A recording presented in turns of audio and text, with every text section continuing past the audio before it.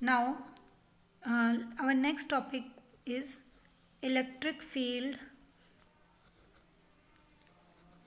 due to a electric field due to a dipole on its equatorial line. अब हमें electric field calculate करनी है एक dipole की वजह से उसकी इक्वेटोरियल लाइन पे. इक्वेटोरियल कैसे बनेगी? लेट ये एक अरेंजमेंट है आपकी डाइपोल की, -q2 + q. सेंटर है, ये आपका डिस्टेंस होगी l. ठीक है. अब कोई line perpendicular to this dipole, this is your equatorial line. ठीक है. और इसी एक्सिस पे एक्सियल लाइन. अब मान लो यहाँ आपका कोई पी पॉइंट है, यहाँ आपका कोई पी पॉइंट है. आपको इस पी पॉइंट पे क्या निकालना है? Electric field. ओके. ठीक है. नाउ हम क्या करते हैं, इनको आपस में कनेक्ट कर देते हैं.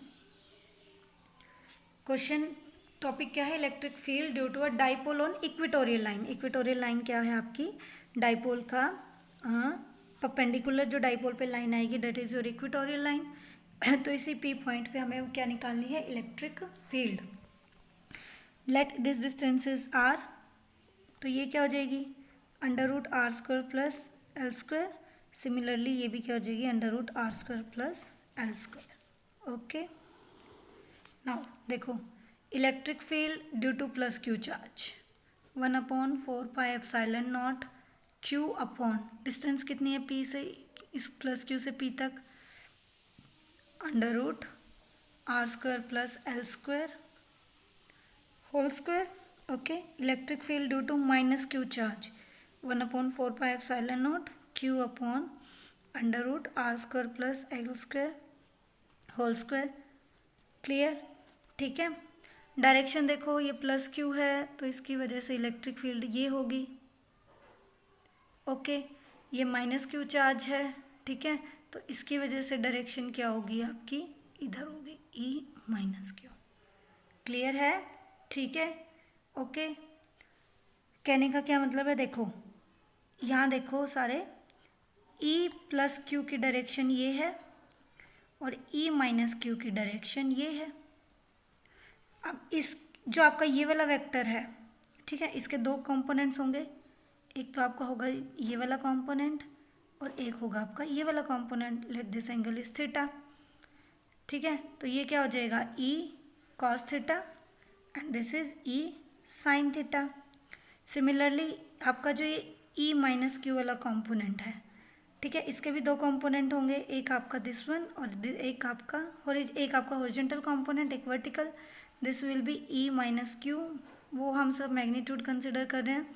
तो E sin थीटा और ये आपका क्या रहेगा? E cos theta. Again E-q cos theta और E + q cos थीटा. ये E + q sin थीटा और E-q sin थीटा. अब एक बात देखो, E + q और -q का मैग्नीट्यूड क्या है? बिल्कुल सेम है. तो इसका मतलब ये वाले कंपोनेंट्स आपके क्या हो जाएंगे? कैंसिल आउट, क्योंकि they are equal and opposite. Only components आप यहाँ देखो, तो यहाँ मार्क करोगे, ये आपका हॉरिजॉन्टल कंपोनेंट और ये आ गया इनका वर्टिकल कंपोनेंट. ये कंपोनेंट क्या हो जाएगा? Cancel out. तो नेट जो आपकी इलेक्ट्रिक फील्ड आएगी पी पॉइंट पे, वो क्या आएगी बेटा? E + q cos theta plus E-q cos theta. Clear? Okay. Clear? ठीक है.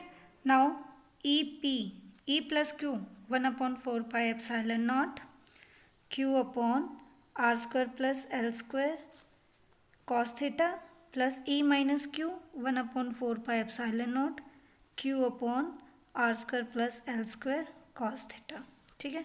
तो ये बन गया आपका 2q cos theta upon 4πε0 r² + l². Clear class? Okay. Now what is cos theta? देखो कोई भी एक ट्राइंगल कंसिडर कर लो, चाहे ये कंसिडर कर लो, चाहे आप ये वाला कंसिडर कर लो. cos थीटा क्या होगा? L, this L base upon hypotenuse, तो it will be L upon r² + l² की पावर 1/2. ओके. तो EP क्या हो जाएगा आपका?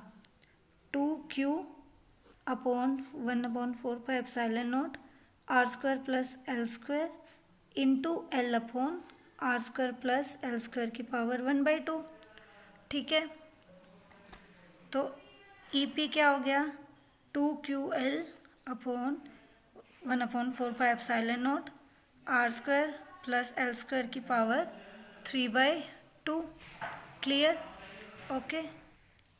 Okay, now consider the case when r is very very greater than l। r is very very greater than l। ठीक है, clear? तो same हम l को क्या कर सकते हैं with respect to r, neglect, it can be neglected. तो ई पी क्या आ जाएगा आपका 2QL अपॉन 4πε0।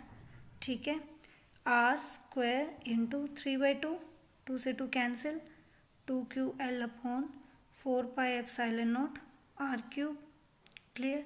ठीक है, but we can write 2QL, it can be write as P upon 4πε0 R cube. तो this is the expression for electric field for a point placed on the equatorial line due to a electric dipole।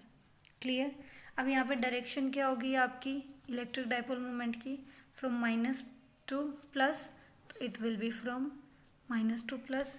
Electric field की direction क्या है आपकी, ये आई है electric field की, तो इस डायरेक्शन में है, सिर्फ कोस थीटा कंपोनेंट है, साइन थीटा आपका कैंसिल हो गया। तो इसका मतलब in this case the direction of electric field and dipole moment is opposite to each other. ठीक है, एक्सियल के केस में क्या था वो सेम था, but in the case of equatorial the direction are opposite to each other. Clear? ठीक है, और अगर मैं इसी एक्सप्रेशन को एक्सियल के लेकर लिखूं तो ये क्या आती है आपकी 2P upon 4πε0 R cube. Okay, this is for equatorial. ठीक है, अब अगर हम करें रेशियो एक्सियल अपॉन इक्वेटोरियल, ठीक है, तो ये क्या आएगा 2/1। देखो P से P कैंसिल, 4πε0 से ये कैंसिल, आर क्यूब से आर क्यूब। इसका मतलब एक्सियल लाइन जो होती है आपकी उसका इलेक्ट्रिक फील्ड का स्ट्रेंथ आपकी इक्वेटोरियल से 2 टाइम्स क्या होता है, बड़ा होता है। क्लियर? तो this is very very important relation जो आपका CBSE में बहुत बार डायरेक्ट ये क्वेश्चन के फॉर्म में ही पूछा गया है कि इक्वेटोरियल और एक्सियल में क्या रिलेशन आपका एग्जिस्ट करता है। ठीक है, क्लियर? ओके, आई थिंक ये आपको क्लियर है ये टॉपिक। ठीक है, थैंक यू।